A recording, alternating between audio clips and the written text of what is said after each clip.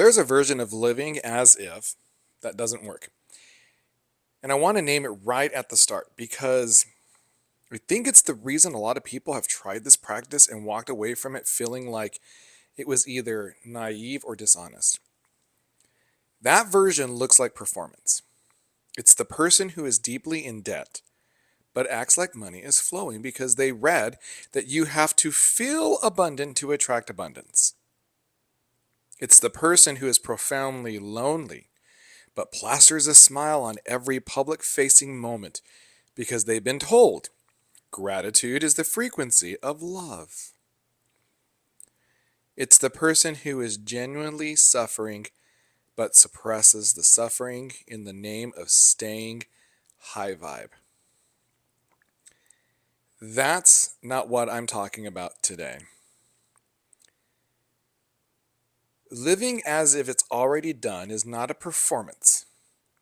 It is not a denial of your current reality. It is not the spiritual equivalent of whistling past the graveyard and hoping nobody notices the gap between where you are and where you're going. It is something much more precise and much more powerful than that. It is the practice of making decisions right now, in your current circumstances, with your current resources, from the identity, the values, the inner state of the person who already lives at the next level. Not pretending the circumstances are different, using the same circumstances, but meeting them as a different version of yourself. The circumstances stay the same. The person meeting them changes. And that change, small at first, barely visible, felt more than seen, is how the circumstances eventually catch up.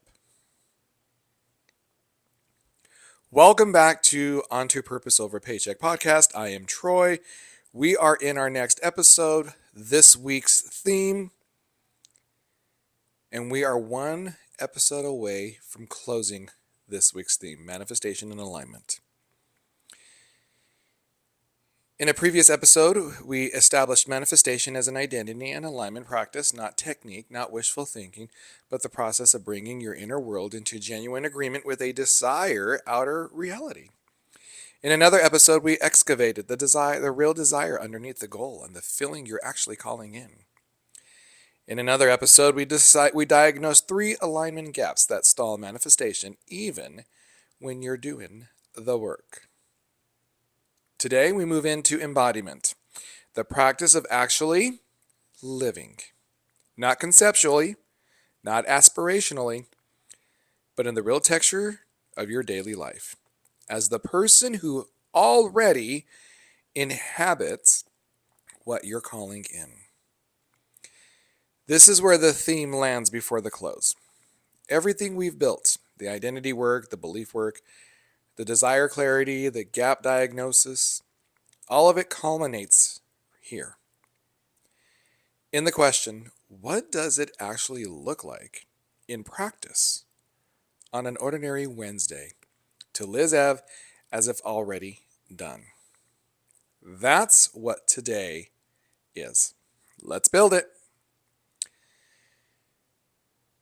I want to define the practice precisely because the phrase live as if has been used so many different ways that it's worth being specific about what I actually mean by it. Living as if it's already done means this. You bring the inner state, the decision-making process, the values, and the standards of the next level version of yourself into your current life before the external circumstances have shifted to reflect them. Notice what that definition does and not does include. It does not say pretend your circumstances are different than they are. It does not say ignore the gap between where you are and where you want to be. It does not say perform prosperity or joy or confidence in ways that feels false because a manifestation teacher told you the universe is watching. What it does say is bring yourself, your actual inner self, the version that is already being built through the work of these arcs or this theme, into fuller expression right now. In the decisions you make today, in the standards you hold today, in how you spend the next hour, in how you respond to the thing that just landed in your inbox. The external circumstances are the same. The version of you meeting them is not. Here's a concrete example of what I mean. Someone is calling in a thriving practice, a full calendar of aligned clients, work that feels genuinely meaningful, income that reflects the value they deserve. That is not their current reality. Their calendar has gaps. The income is inconsistent. Some of the work feels misaligned. As living as if it's already done does not mean pretending the calendar is full when it isn't. It means, what would the version of me who has a full, thriving, aligned practice today, how would they respond to this inquiry? How would they price this offer?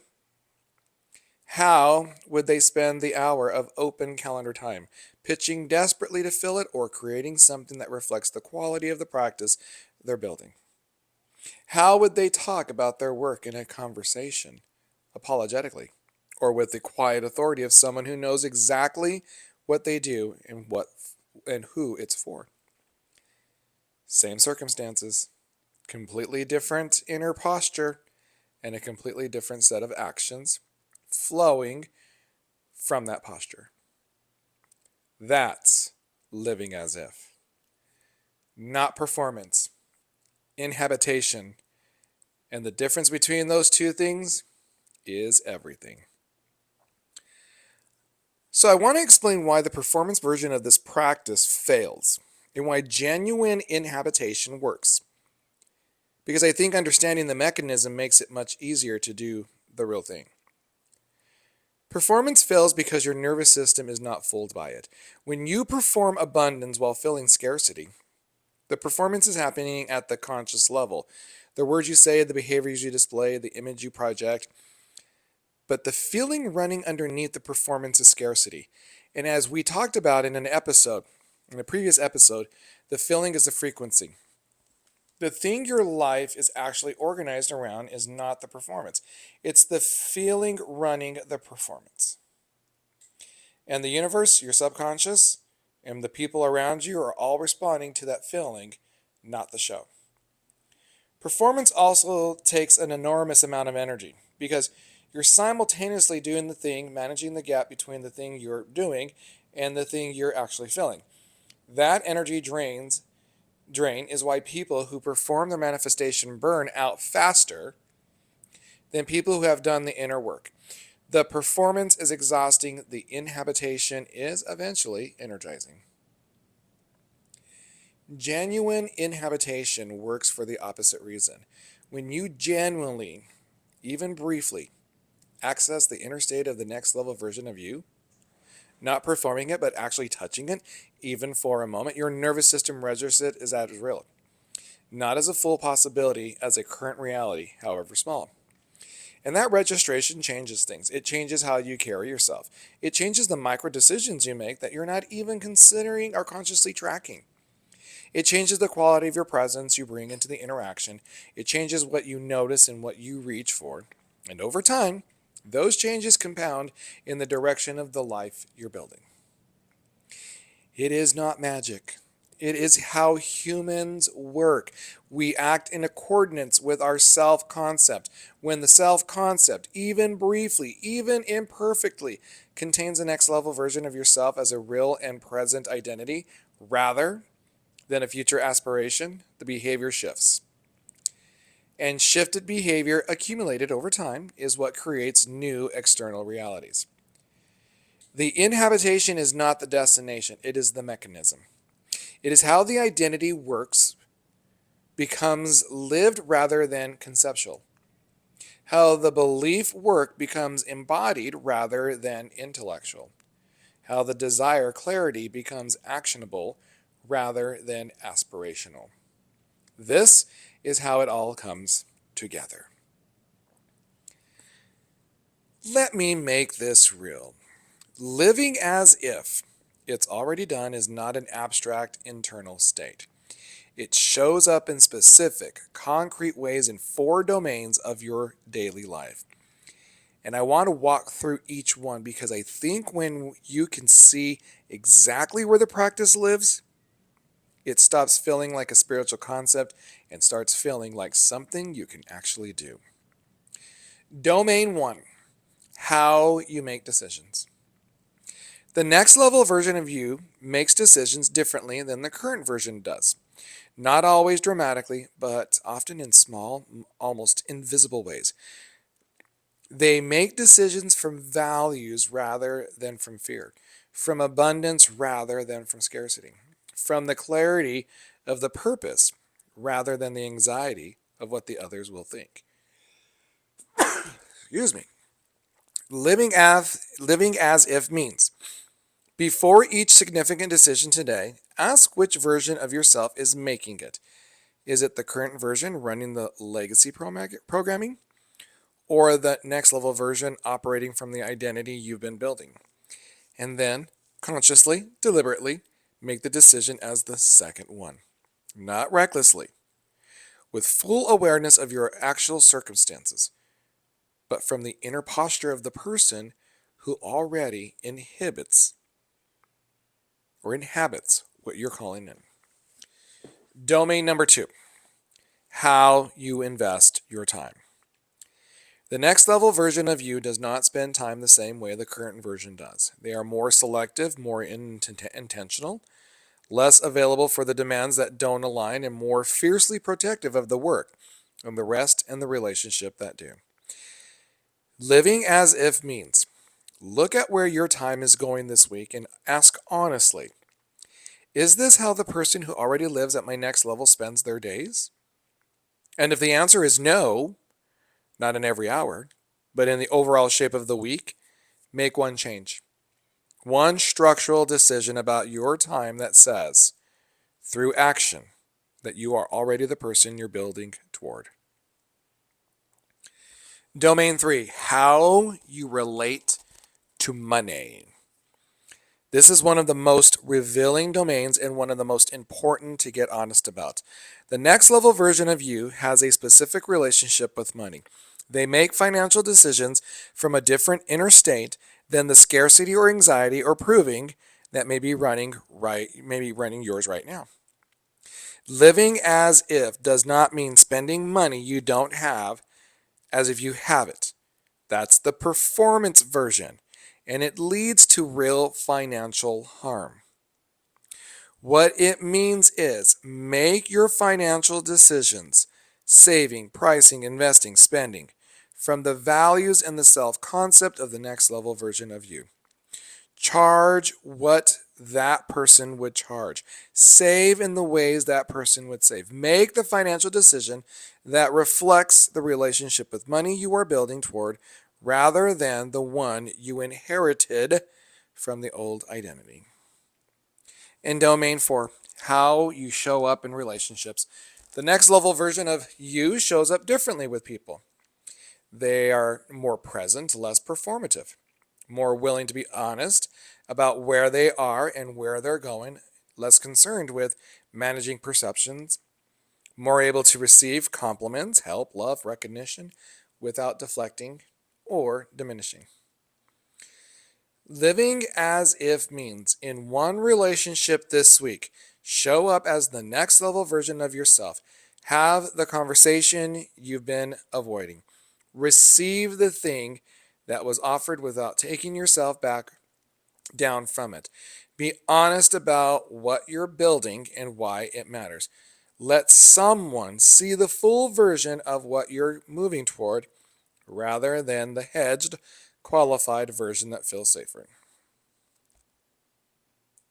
4 domains: decision, time, money, relationships. The practice is not about to be perfect in all 4 simultaneously. It is to choose one moment in each domain this week, one decision, one time investment, one financial choice, one relational interaction, and make it as the person you're already becoming. I want to describe something that is hard to put into words, but I think is the most important thing to understand about this practice, and that's the inner posture of already. When you are reaching for something, when the thing you want is experienced out there ahead of you, not yet real, there is a quality to that reaching that subtly undermines the thing you're reaching for. Not because wanting is wrong, but because reaching implies distance. And distance implies that what you want is not yet yours.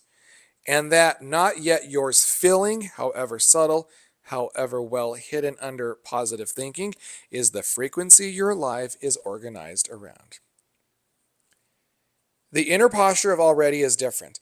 It's not a feeling of having arrived. It's not passive or complacent or devoid of desire. It is the feeling of moving towards something that is unquestionably yours. Already decided, already on its way, already real at the level of identity, even if not yet real at the level of external circumstances. The difference between reaching and moving toward in subtle, in language, and profound in practice. Reaching is anxious. Moving toward is purposeful. Reaching is uncertain. Moving toward is faithful. Reaching asks, is this really going to happen? Moving toward says, this is happening. I'm in the middle of it right now. And the inner posture of already, that sense of faithful, purposeful, unanxious movement towards something that is unquestionably yours, is what living as if actually feels like when it's genuine rather than performed. How do you access it? Not by willing yourself to feel it, not by performing it, by returning to the desire work from one of our episodes, the core feeling you're actually calling in, and finding genuine access to that feeling, however brief, however small, and operating from that access point. Even 30 seconds of genuinely inhabiting that feeling, of touching the actual state you're building toward rather than reaching it from a distance, shifts something. It's not dramatic. It's not always immediately visible, but something in the quality of how you carry yourself for the rest of the hour, that day, that interaction is different. And different, accumulated, is how the external world catches up. I want to address something directly because I think this episode, if I'm not careful, can sound like like it was written for people whose circumstances are manageable, whose gap between here and there is a stretch but not a rapture. And I know that's not everyone listening. Some of you are in genuinely hard circumstances, not a gap you can close with a mindset shift and a reframe decision, a real material heavy gap, financial pressure that is not theoretical, relationships that are actively painful, work that is not just unfulfilling but genuinely unsustainable, health challenges, losses, situations that would be legitimately difficult for anyone. I want to speak to that directly. And I want to say something that I mean very carefully. The practice of living as if is not about denying the hardness. It is not about pretending the circumstances is lighter than it is. It is not about spiritual bypassing, the use of positive practice as a way to avoid processing what is genuinely painful or difficult. What it is about, even in hard circumstances, maybe especially in hard circumstances, is maintaining access to the identity of the person who is going to come through this, who is going to navigate this, grow from it, arrive on the other side of it as a mere expanded, more grounded, more capable version of themselves. Because here's what I've seen in people who navigate genuinely hard seasons well. They do not deny the hardness. They feel it fully. They do not pretend the circumstances is another than it is. But they maintain, even in the hardest moments, a relationship with the version of themselves who is not defined by the circumstances, who exists beyond it, who is already in some essential way on the other side of it. That is not delusional. That is the deepest version of the identity work we've been doing across all three themes. The self that cannot be permanently reduced to its circumstances. The core that holds even when everything around is in flux. Living as if in a hard season might look like this. Not pretending everything is fine, but refusing to let the circumstances be the final word on who you are. Making one decision today from the person you are becoming rather than from the weight of what's pressing down. Finding one moment of genuine contact with the feeling of your core desire, even briefly, even imperfectly, as a reminder that the thing you're building towards is real, regardless of how far away it feels right now. That is enough. That one decision, that one moment of contact, over time, accumulated, it is more than enough. I want to close this episode with something concrete. A picture of what a day actually looks like when the living as if practice is running underneath it. Not a perfect day, not a highlighted reel, an ordinary day lived from the inner posture of already. Here we go. You wake up before you check your phone, before you let the external world set the frequency for your day. You take 2 minutes. Not a long meditation, 2 minutes. And in those 2 minutes, you return to the identity you've been building.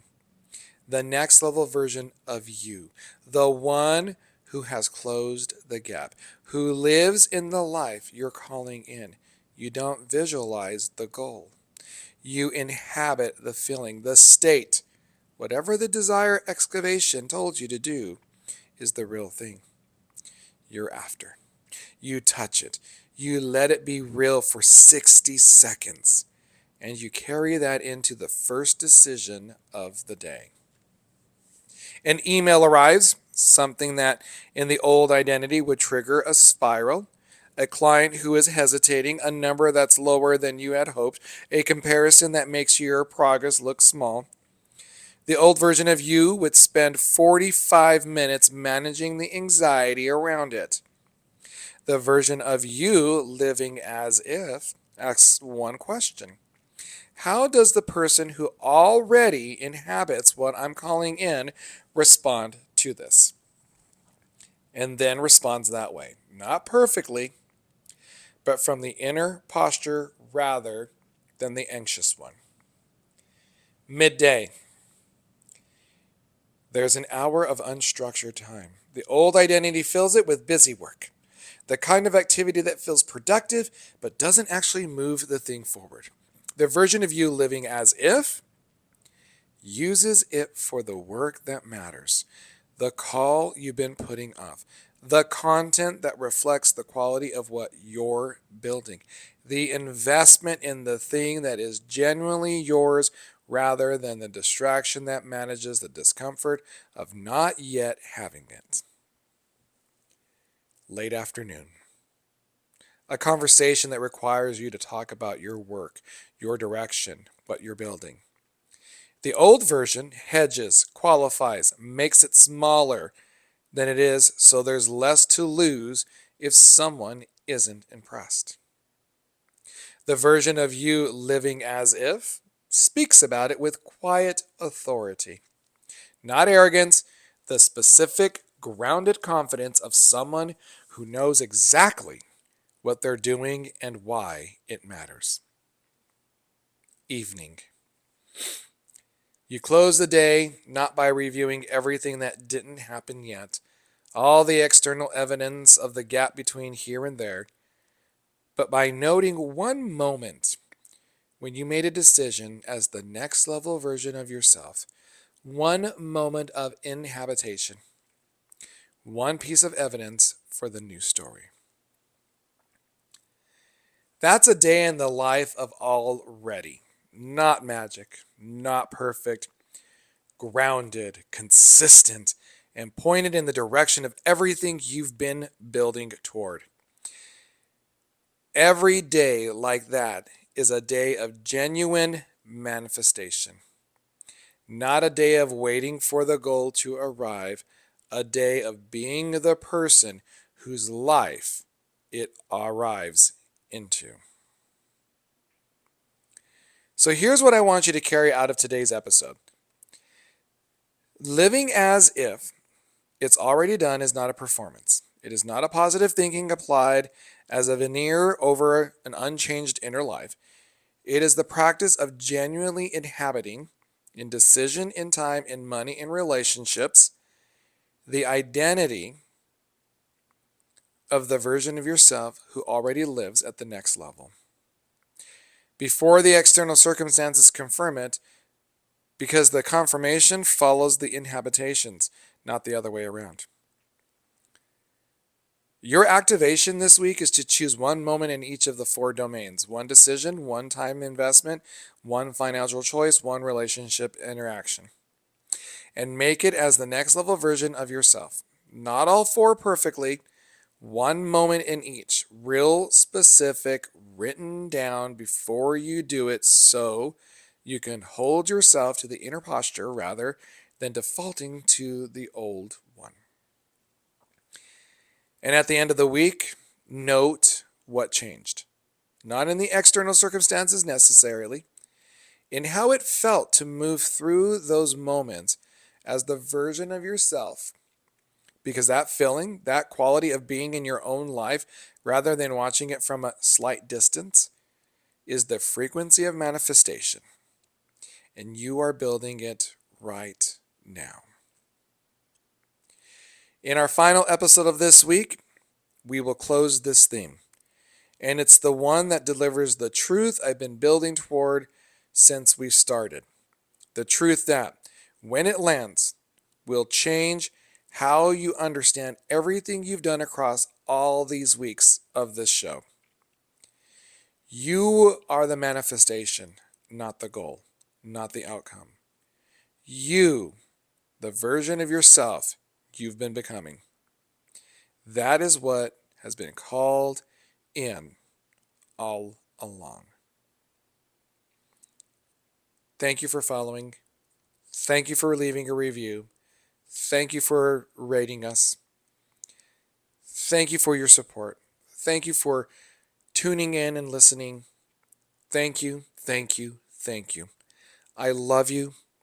I appreciate you. I am so grateful for you. It means the world that you are here with me and still here with me each and every day with each episode as we work together, just becoming the better version of who we are and living our purpose over a paycheck. That's right. I'm Troy, your master coach, manifesting mentor. I'm just going to close it there, friends. I'm just going to close it there, and I'll see you in the next episode.